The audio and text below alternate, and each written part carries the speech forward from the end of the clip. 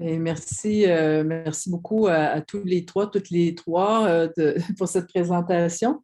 Alors, Sylvie et moi, ça fait très, très longtemps qu'on travaille ensemble, ça fait plus de 20 ans. Et on a bien hâte de faire cette présentation-là.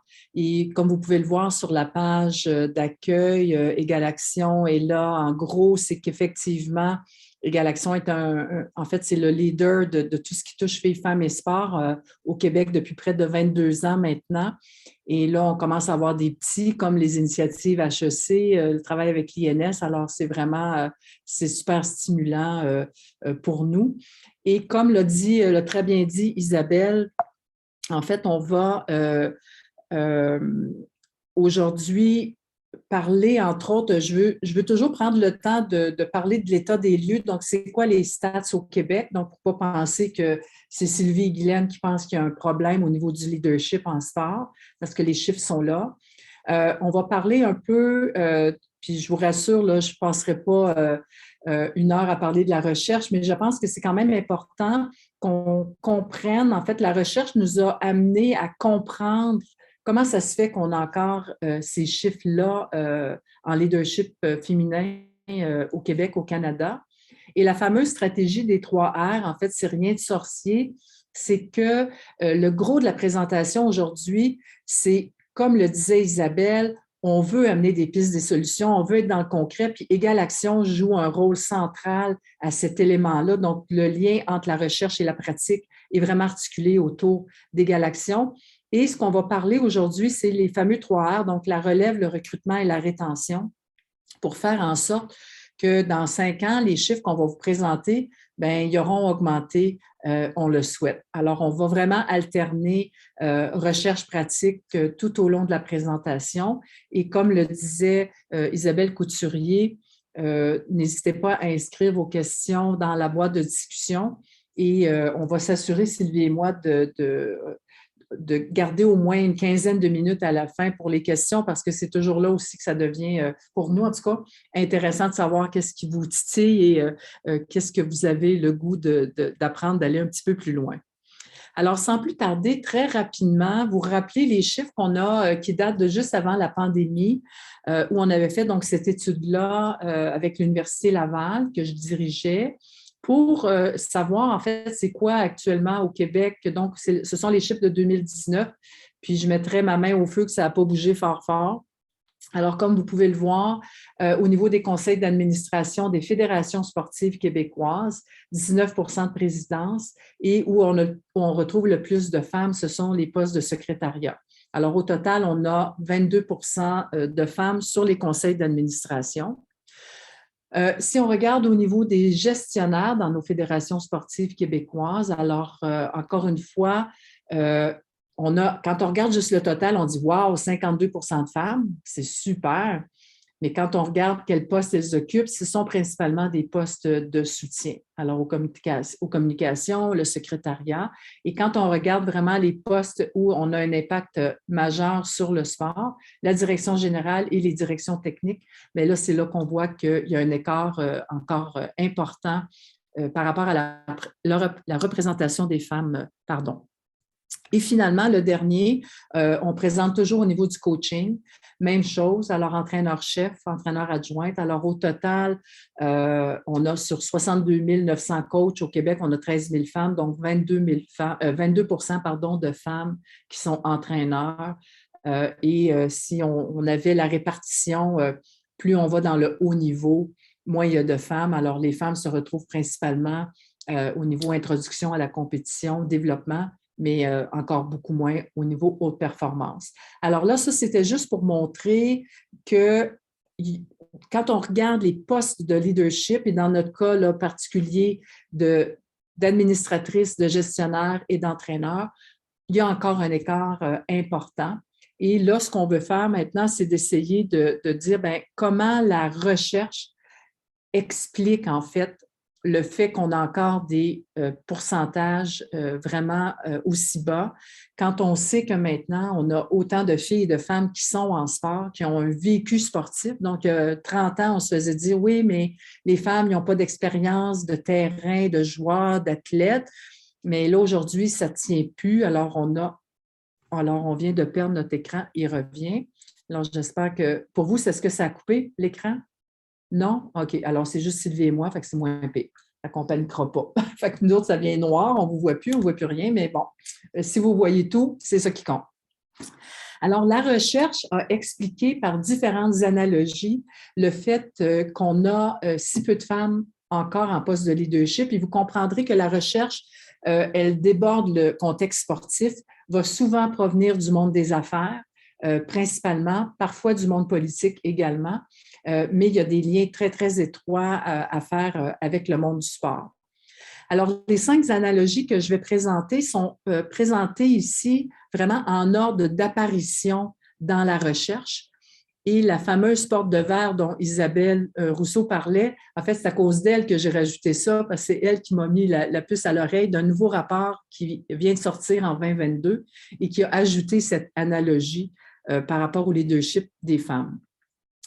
Alors, si j'y vais, le premier, tout le monde a entendu parler de ça, le fameux plafond de verre qui est arrivé en fait en 1986. C'est la première fois qu'on a parlé de ce fameux plafond de verre. Et ce que ça illustrait en fait comme analogie, c'est que le fait que les femmes, on voit qu'il y a des postes de plus haut niveau. Alors, je vois à travers le plafond, mais je me bute systématiquement à cette barrière-là qui fait que je n'ai jamais accès à ces postes de haut niveau-là. Alors, ça existe, c'est là, mais je ne suis pas capable d'y avoir accès. Alors, ça, c'est une des premières. Alors, c'est le système en place qui faisait en sorte que les femmes n'étaient jamais sollicitées pour avoir accès à des promotions, par exemple, ou n'étaient tout simplement même pas informées qu'il y avait un potentiel, puis on pouvait poser notre candidature. Alors, il y avait vraiment cette barrière-là. L'analogie suivante qui est arrivée, c'est le labyrinthe. Donc, Egley et Carly, dans le Harvard Business Review. Alors là, on est 10 ans plus tard, et ces 2 chercheuses-là ont dit, dans le fond, le plafond de verre, il n'est plus actuel parce qu'on a maintenant des exemples de femmes qui ont atteint. On a des femmes présidentes dans des pays, on a des femmes premières ministres. Alors, maintenant, les femmes ont craqué et même cassé à certains endroits ce fameux plafond de verre. Donc là, on disait, le plafond, il est peut-être encore là, mais ça a évolué et elle trouvait qu'on était plus face à une problématique de labyrinthe, c'est-à-dire que, oui, maintenant, les femmes peuvent accéder à des postes de très haut niveau, mais c'est que le chemin pour se rendre là, par exemple, c'est lui qui est rock'n'roll. Alors, c'est pas facile de s'y retrouver. Comment on réussit à comprendre tous les chemins que je dois prendre pour me rendre à ce poste-là que j'ai en tête de haut niveau? Alors, là, je sais que c'est atteignable, mais le chemin pour me rendre là, c'est lui qui est plus compliqué. Alors, ça, c'est la deuxième analogie qui a été illustrée par la recherche. Et donc, 10 ans plus tard, la troisième qui arrive juste une année plus tard, mais celle-ci, ça a été vraiment spécifique dans le monde du sport. Alors, Leanne Norman, qui est une chercheuse anglaise, qui en 2008, en faisant ses études, et elle est vraiment centrée depuis donc plusieurs années, Leanne, sur les coachs en Angleterre, les entraîneurs féminins. Puis, ce qu'elle s'est rendue compte, c'est que par rapport au coaching féminin, c'est on a travaillé dans le cas en Angleterre, puis même ici, je dirais, on s'est dit, bien là, il faut travailler sur la base, mais c'est bien le fun, mais les opportunités pour les femmes sont très, très étroites. Alors, le fameux goulot d'étranglement, où en disant, ben oui, c'est le fun, on a plus de femmes, mais au bout du compte, il n'y a vraiment pas beaucoup d'opportunités. Et c'est ce qu'elle s'est rendue compte dans ses études et c'est l'analogie qu'elle a apportée au coaching, de dire, oui, on peut dire ce poste-là, il est accessible, mais des fois, il n'est même pas là le poste pour les femmes en coaching. Alors ça, c'est la troisième analogie. La quatrième qui est apparue, c'est toujours Leanne, où là, elle a changé le plafond de verre pour le plafond de béton, le fameux concrete ceiling. Alors, ce qu'elle disait, c'est que là, on est rendu, et encore une fois, ce projet-là qu'elle a fait, c'était vraiment avec les entraîneurs féminins. Alors, on est toujours, cette fois-ci, dans un contexte spécifique au sport. Puis, ce qu'elle disait, c'est que là, on est rendu à une étape où on a fait on a mis en place toutes sortes de stratégies pour avoir plus d'entraîneurs féminins. Et on s'est buté à toutes sortes de problèmes, que ce soit le fameux goulot d'étranglement, pas beaucoup d'opportunités. Mais ce qu'elle a réussi à illustrer par sa recherche, c'est que le plus gros défi et auquel on fait face actuellement, c'est la culture des organisations sportives. Alors, la culture qui est en place, c'est quelque chose qui est extrêmement difficile à changer, d'où son analogie avec le plafond de béton, en disant, là, pour que ça change, il ne faut plus juste travailler avec les femmes puis dire, bon, ben, on va faire du mentorat, on va vraiment leur donner des formations spécifiques, parce que ce qui fait, c'est que ces femmes-là, oui, on les outille mieux, mais elles se retrouvent encore dans un système qui est extrêmement résistant à leur place dans le système sportif. Donc, cette culture-là, qui est difficile, elle l'associe donc au plafond de béton. Et finalement, la dernière que je viens d'apprendre grâce à Isabelle, c'est que j'ai trouvé aussi vraiment intéressant, c'est la porte de verre. Alors, ces deux chercheuses-là, et je pourrais, avec Isabelle Couturier, vous donner le lien pour avoir le rapport en PDF qu'elles ont publié, c'est de se rendre compte, en fait, eux autres, c'est vraiment dans le monde des affaires, en fait, dans le monde des affaires, dans le monde du travail, je devrais dire, pardon, et elles s'intéressent particulièrement aux écarts salariaux entre les hommes et les femmes. Et ce qu'elles ont trouvé, en fait, c'est que quand on pense au plafond de verre, c'est de dire, quand je progresse dans ma carrière, je veux avoir accès à des postes de plus haut niveau. Et elles, ce qu'elles ont dit, c'est que, en fait, c'est que dès leur entrée sur le marché du travail, les femmes, ce qu'elles disent dans leur expression, font face à un vent contraire dès leur entrée sur le marché du travail et qu'elles vont traîner avec elles toute leur carrière. Et c'est ce qui fait qu'elles ont choisi la porte de verre. Donc, dès que j'entre sur le marché du travail, on a déjà un écart salarial d'un minimum de 9 et plus on a des postes, plus on est diplômé, entre autres, et on a des postes de plus haut niveau, cet écart-là va jusqu'à 16 ou 19 de mémoire. Alors, encore aujourd'hui, nos politiques d'équité salariale n'ont pas fonctionné, il y a encore du travail, d'où cette notion de porte de verre. Alors, c'est sûr que dans notre cas, si on parle des entraîneurs féminins, où on sait que dans le monde du sport, il y a beaucoup de bénévolat.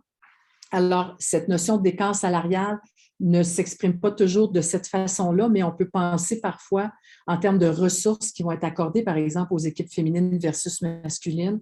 Alors, ce fameux vent contraire-là qu'on rencontre dès notre entrée du milieu du sport, je pense que l'analogie fonctionne tout à fait, même si elle n'est pas directement rattachée, par exemple, au salaire en tant que tel. Je vais respirer. Sylvie, as-tu des choses à compléter là-dessus? Moi, je trouve ça fabuleux.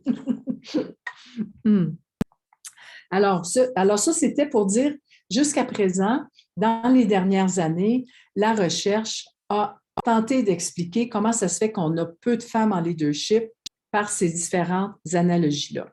Maintenant, ce qui nous interpelle aujourd'hui, c'est OK, c'est super les analogies, mais maintenant, qu'est-ce qu'on fait avec ça? Est-ce qu'on peut effectivement contrer ces barrières-là et s'arranger pour qu'effectivement, on ait plus de femmes dans le monde du sport? Et c'est là où l'engrenage avec Égal Action arrive. Et avant de parler des solutions qui ont été identifiées par Égal Action et qui sont mises en œuvre actuellement, Sylvie va quand même prendre le temps pour les gens qui sont moins familiers, de présenter un petit peu qui est Égal Action. Puis, juste pour faire le pont sur maintenant, on fait quoi?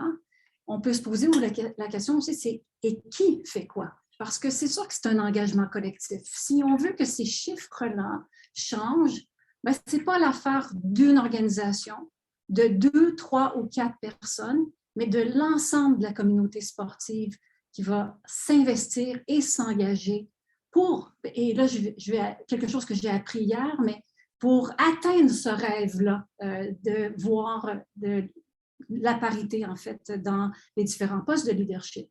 Donc, Égale Action, Guylaine le mentionnait, un organisme à but non lucratif qui existe et qui agit depuis 22 ans.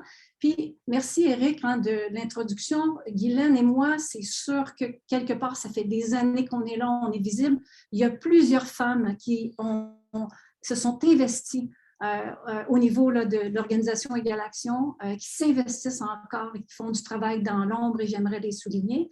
Et quelque part, notre mandat, celui qu'on se donne, c'est notamment de veiller, d'observer qu'est-ce qui se passe sur le terrain pour, à la limite, là, le remettre à l'avant-plan, s'organiser pour sensibiliser là où c'est nécessaire et dans le timing, là, mais sensibiliser les différents acteurs, actrices du milieu, les outiller, et ça passe par des capsules, des balados, le bulletin d'information, jusqu'à des ateliers de formation.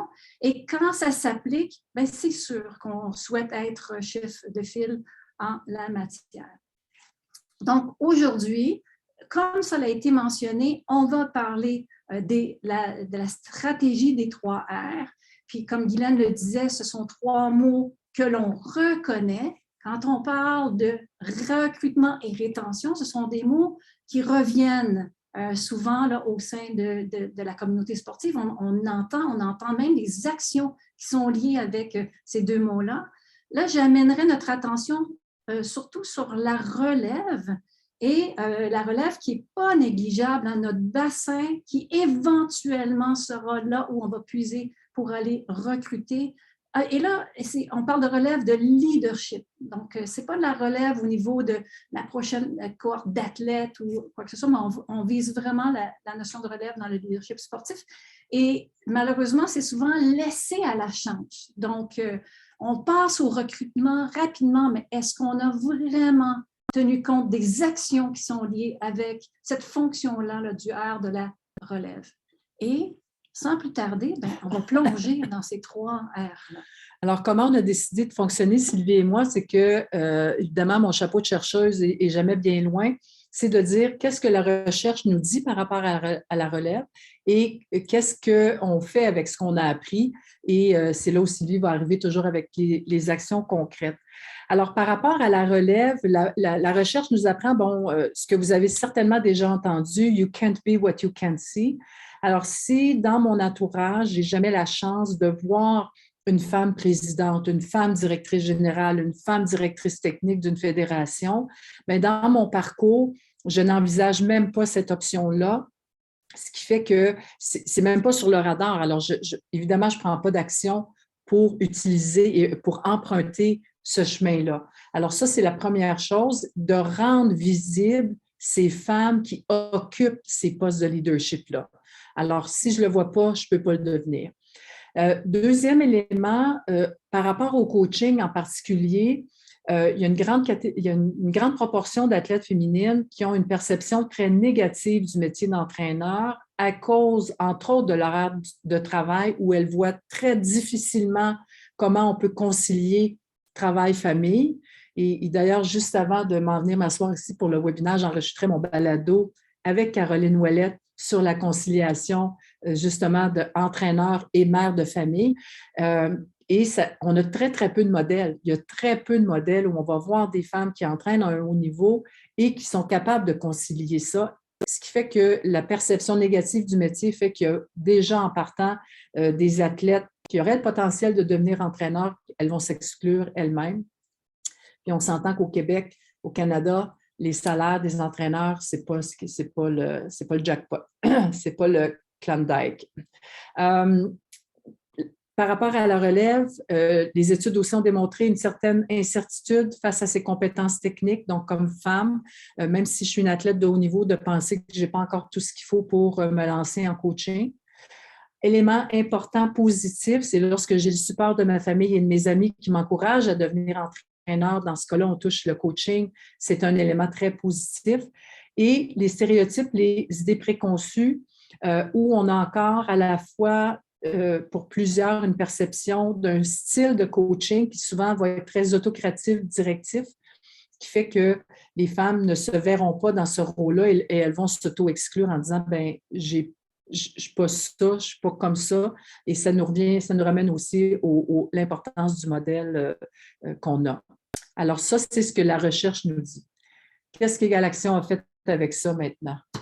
Ce que l'engagement en fait de la communauté sportive, parce qu'à certains endroits, les pistes de solutions sont applicables par toutes les organisations sportives. Quand on parle d'exposer la relève à des modèles, on peut aller jusqu'à un certain point. Fait que nous, dans notre cas, ce qu'on s'est dit, balado, à l'intérieur de ça, on va retrouver des entraîneurs qui vont venir parler, des femmes qui ont peut-être une expérience au niveau de la gouvernance. Donc, ces femmes-là, leaders, font partie des modèles. Et la communauté sportive, ce qu'on peut faire, c'est d'inviter ces jeunes femmes à écouter déjà les balados. C'est un exemple. On a aussi, de façon hebdomadaire sur Facebook, on essaie de mettre en valeur des personnes qui se démarquent au niveau du quotidien dans l'actualité, finalement. Donc, quand je me ferme les yeux et que je suis une jeune adulte, même moi, mon rêve a commencé déjà à 14 ans, là, donc ça peut déjà se modeler dans sa tête. On se projette dans le futur. Puis, comme la recherche le dit, si on ne se voit pas dans ce métier-là pour toutes sortes de raisons, mais je pense qu'il faut contrer ces stéréotypes-là à travers les modèles qu'on peut offrir.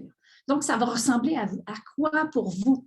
Vous écoutez, vous faites partie des décideurs, des leaders d'une organisation sportive, ou même quelqu'un qui est entraîneur, comment je peux exposer cette relève-là à des modèles? Ensuite, on peut aussi les exposer à de la pratique. Et ça, on le voit là, dans certaines organisations sportives où on invite, c'est ponctuel, mais de vivre un camp d'entraînement, de vivre un événement qui m'amène dans une action qui touche le leadership, mais c'est déjà y goûter. Puis ça permet aux gens qui sont en charge de voir et d'identifier intentionnellement. Quand on parle d'identification, c'est la même chose qu'on fait au niveau des athlètes. On commence à voir qui on peut aller détecter, dépister et éventuellement recruter dans nos équipes. Ce n'est pas différent quand on parle de leadership. Parfois, on le voit. Ça va peut-être inclure, puis on va en parler tout à l'heure dans le recrutement, mais ça va peut-être nécessiter une action directe d'inviter ces gens-là où on voit un potentiel naturel. Un petit bémol, attention aux biais à travers ça, parce qu'on peut le voir, mais ça ne veut pas dire qu'une femme où on ne voit pas, une jeune fille, qu'elle ne serait pas potentielle. Donc, ouvrir les portes. Et finalement, se poser des questions sur cette visibilité-là, oui, mais aussi cette écriture inclusive. Quand on affiche des postes, est-ce que dans la manière d'afficher, on ouvre la porte à tout le monde, incluant tous les genres? Et je vous invite, je ne vais même pas plus loin parce que je vous invite à consulter notre site Internet pour aller voir la capsule vidéo de l'écriture inclusive. Et on a également un guide que vous pouvez trouver sur le site des Galaxions. Puis je voulais juste donner un exemple. Tu sais, dernièrement, ça a été beaucoup dans les médias quand Hockey Québec le directeur général a quitté et le poste a été ouvert. Puis d'emblée, tu sais, Hockey Québec disait, tu sais, on veut vraiment maintenant promouvoir la place du hockey féminin et tout. Puis l'affiche qui est sortie disait en gros qui sera le prochain directeur général de Hockey Québec. C'était ça l'affiche. Fait que c'est quoi le message? C'est-tu vraiment, s'il avait dit, imaginez 2 secondes, s'il avait juste dit qui sera la prochaine directrice générale, qu'est-ce que le monde aurait dit? Tout le monde aurait rué d'un brancard. Mais là, de dire qui sera le prochain directeur général, c'est pas grave. Alors, déjà, si on avait dit qui sera le prochain ou la prochaine, là, le message qu'on envoie, il est pas mal plus clair que oui, on est ouvert puis on espère avoir des candidatures féminines. Alors, l'écriture inclusive, ça va, c'est des détails parfois, mais le message qu'on envoie est très fort. Fait que c'est, bref, je voulais juste donner cet exemple-là parce que ça m'avait fait bien rire que je lis. Oui, on veut vraiment faire quelque chose pour le hockey féminin. Puis là, il envoie cette annonce-là. Fait que, bref, petite parenthèse. Ça nous amène au deuxième R, le fameux recrutement. Alors, qui ici n'a jamais entendu une organisation sportive dire Oui, oui, mais on essaye, mais il n'y en a pas de femmes qui appliquent. Il n'y en a pas. On n'en trouve pas. Alors, le recrutement, moi, j'entends ça régulièrement. J'ai des collègues même qui m'appellent et qui disent, ben là, Guylaine, peux-tu nous aider? On ne trouve pas de femmes. Puis là, quand je leur pose des questions, je comprends pourquoi ils n'en trouvent pas. Alors, entre autres, qu'est-ce que la recherche nous dit?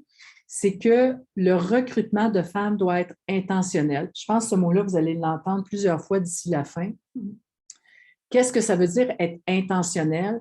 C'est donc dire que ça part d'en haut, le leadership, donc la direction générale, tous les gens dans l'organisation, le conseil d'administration, il faut qu'on soit vraiment très clair dans le fait qu'on veut recruter des femmes.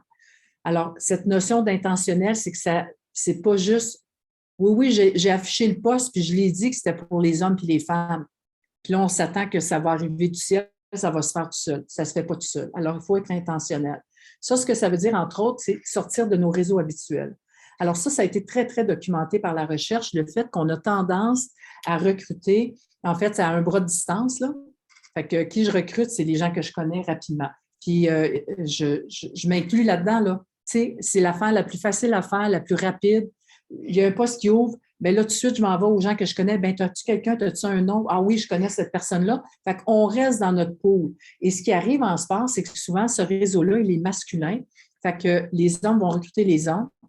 Puis, c'est souvent pas des mauvaises intentions. J'ai eu des collègues avec qui, tu sais, ils me disaient, hey, là, je viens de faire mon comité sur X, Y, Z. Puis là, ils me nommaient les 5 hommes qui avaient recruté. J'avais rien contre ces gars-là. Puis là, ils étaient tous contents de me dire ça. Puis là, je les regardais et je disais, mais sont où les femmes? Puis là, comme la mâchoire décroche. Puis là, tout à coup, ils réalisent, puis c'était pas volontaire, mais ils ont dit, mais mon Dieu, tu as donc bien raison. Mais qu'est-ce qui est arrivé? J'ai recruté dans mon réseau. Il faut sortir de nos réseaux.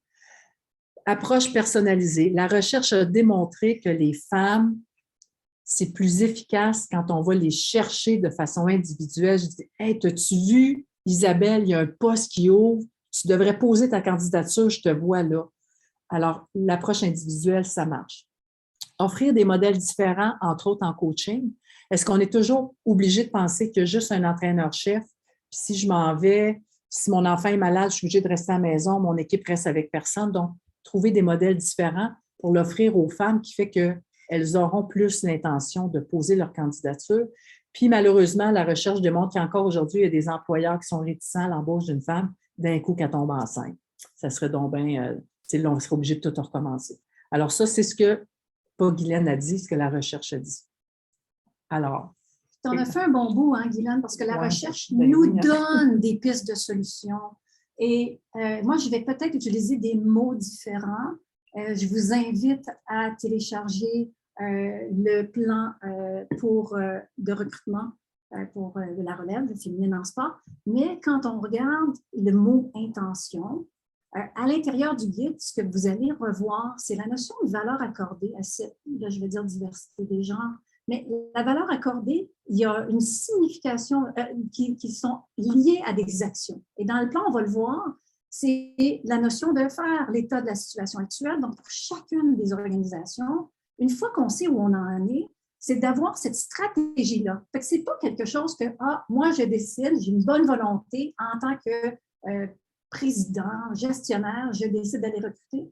Mais il faut que ça soit partagé. Donc, une valeur qui est partagée et qui devient, par le fait même, peut-être fait partie des politiques, peut-être, devrait faire partie des politiques. Donc, plan stratégique, politique, on parle du cadre administratif qui permet à tout le monde d'agir dans le même sens et de dire on a la volonté d'atteindre ces cibles-là qu'on s'est fixées.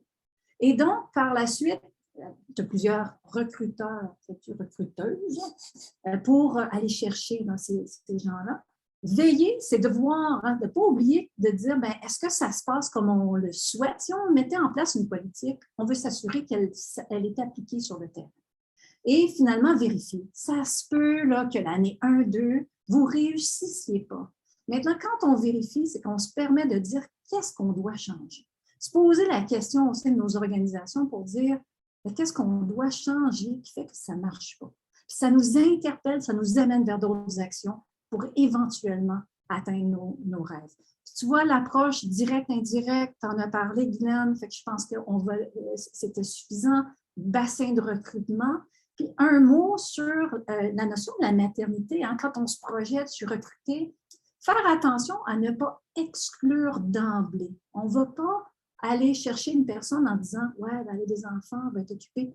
Fait que parfois, on le fait, on exclut, on ne va pas approcher de façon directe parce qu'on a nos propres biais. Et là-dessus, ben, je vous ramène au balado parce qu'il va y avoir des exemples qui vont vous alimenter et on veut en faire de plus en plus pour donner des pistes de solutions, des modèles, des gens qui ont leur solution de poursuivre en étant leader avec tout ce qui implique là, être femme, mère, etc. Puis, je vais rajouter aussi, parce que je l'entends tellement souvent, là, puis dans ma cour à l'Université Laval, tu sais, sur les 15 clubs, on a une femme entraîneur-chef. Là. On a une. Puis moi, quand je vois la photo, là, quand je passe devant toutes les fois que je vais au bureau, je viens sans connaissance. Et ce que je me fais dire systématiquement, c'est oui, mais on a affiché le poste, puis il n'y a pas de femmes qui ont appliqué, tu sais, qui ont posé leur candidature.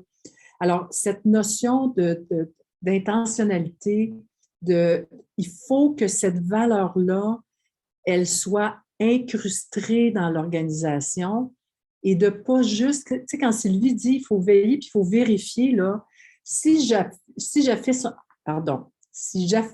un poste et que j'ai aucune femme qui applique, est-ce qu'on ne pourrait pas se poser des questions puis dire, ben OK, ça a été quoi notre stratégie? Où est-ce qu'on a affiché? Est-ce qu'on a été proactif? Est-ce qu'on a fait vraiment des actions directes auprès de certaines femmes?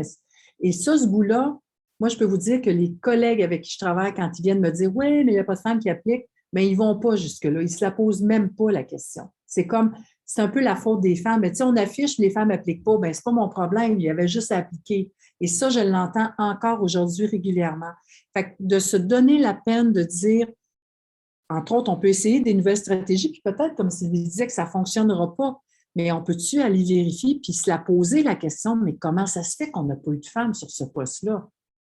Et là, on va pouvoir effectivement se creuser le coco puis essayer de trouver d'autres stratégies.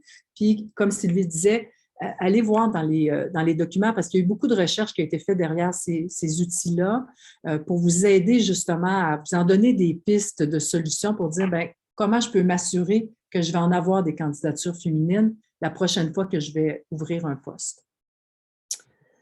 Le troisième R, la rétention. Alors, imaginez que vous avez mis tout ce temps, cette énergie dans votre relève, dans votre recrutement, puis qu'une fois que les femmes sont là, après 2 ans, elles lèvent le fly.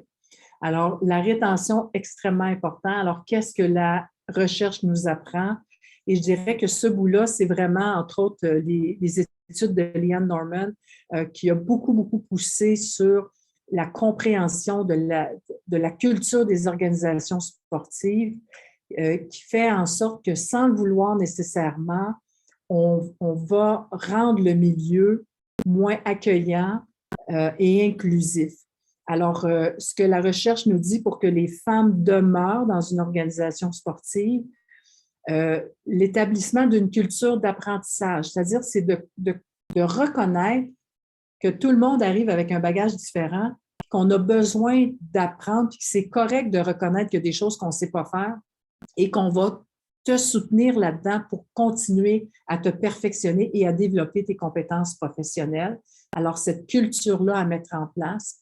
Un leadership inclusif, ce que ça veut dire, c'est que les femmes qu'on a dans l'organisation, ce n'est pas juste des potiches, mais elles ont une voix au chapitre et une voix qui est entendue et qui a le potentiel de faire des changements.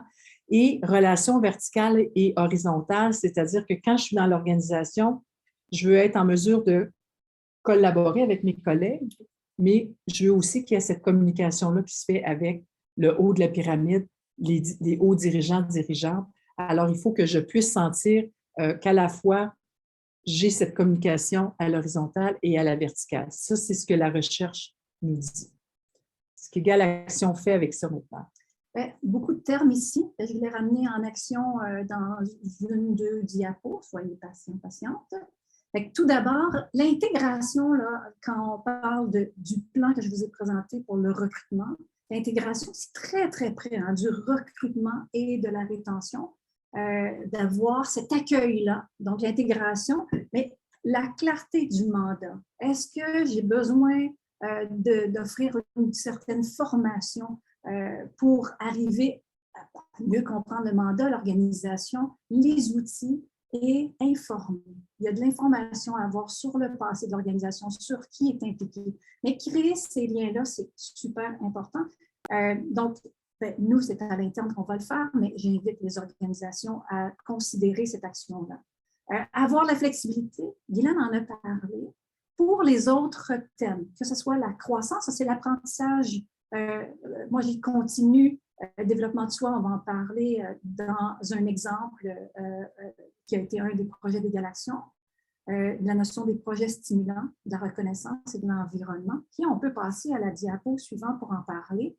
Donc, on a mis en place, et on n'est pas les seuls à le faire, la notion là, des communautés pratiques qui a pour but de rassembler des femmes, notamment dans notre cas, c'était les femmes qui sont dans les postes d'entraîneurs. Puis j'ajoute, quand on parle de rétention, là, ça n'a pas d'année. Hein?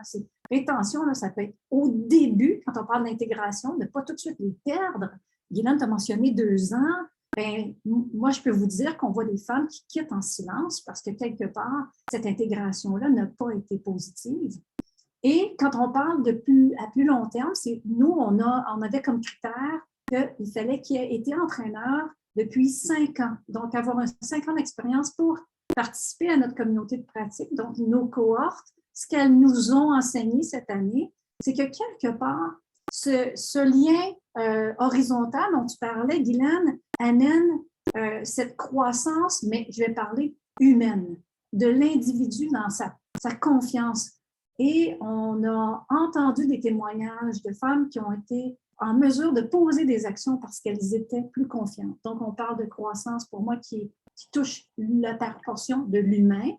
Et quand on parle de portion qui est connaissance et tout, pas s'exprimer, mais avoir des projets stimulants. Alors, on a des témoignages, à un moment donné, tu veux bien être adjointe mais à un moment donné, tu as peut-être besoin de plus. Donc, être à l'écoute des besoins des femmes, leur permettre de s'exprimer, de dire, tu as le goût de faire quoi, à quel niveau. Donc, ce projet stimulant-là, c'est important. Puis, quand on n'est pas salarié, quelque part, la passion nous amène, on a besoin d'aller à un autre niveau. Alors, c'est de tenir compte de ça.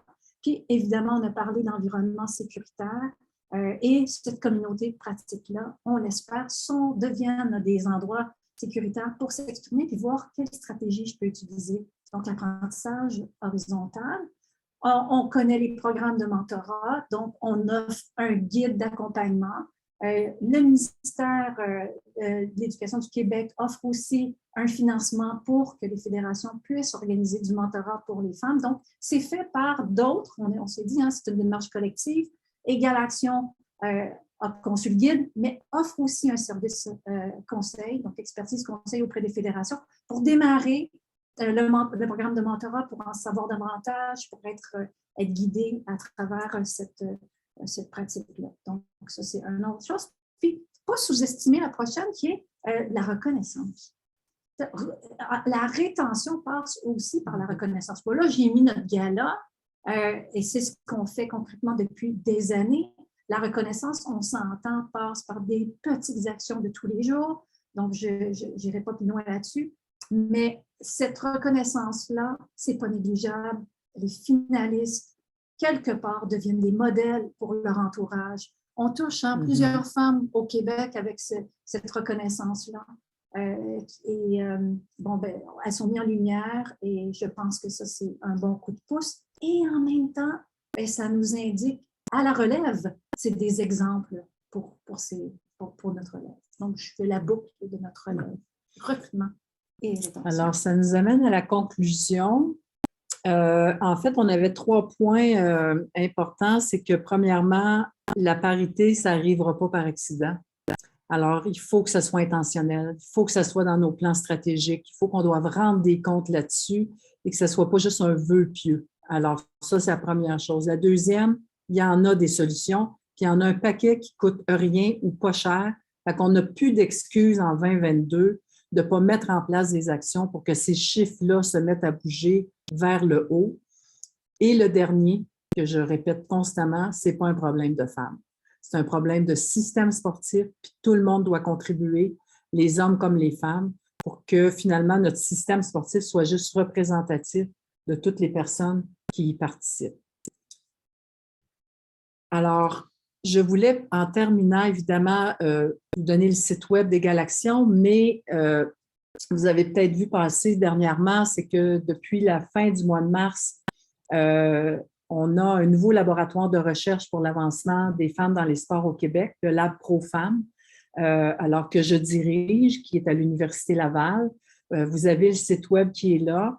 Et ce qui va être fabuleux, en fait, dans nos défis, puis notre mandat qu'on a, entre autres, ça va être d'avoir des données longitudinales ce qui fait qu'à tout moment, on est capable d'avoir les chiffres de ce qui se passe au Québec. Et on va travailler, en fait, notre bras de transmission, notre levier de transmission, de transfert de connaissances, ça va vraiment être avec Égale Action. Alors, ce qu'on trouve en termes de recherche, comment on le transpose pour que le milieu sportif puisse l'utiliser et prendre des décisions qui sont éclairées par la recherche, mais l'inverse aussi, des besoins du milieu qui remontent à la recherche pour dire, par exemple, on amorce un projet sur la mixité en sport. Les fédés qui disent, là, on a besoin de savoir comment ça fonctionne, la mixité, pour que ça soit positif pour les filles. On a besoin de faire de la recherche là-dessus. Alors, on va travailler ensemble. Et juste, ça, c'est la prémisse de notre logo. Il s'en vient parce qu'on est venu, ça fait 2 mois qu'on existe, mais c'est en fait l'idée des barrières qui sont en train de tomber. Mais lorsque le nouveau logo, on va faire un lancement officiel avec les organisations sportives cet automne. Vous allez être sollicités prochainement, mais je voulais prendre l'opportunité pour en glisser un petit mot. Alors voilà, il nous reste, j'ai triché un peu, il nous reste juste 10 minutes, mais on a commencé à 8 minutes, à 12h08. Fait que dans le fond, on est dans notre temps. Alors, il resterait du temps pour les questions.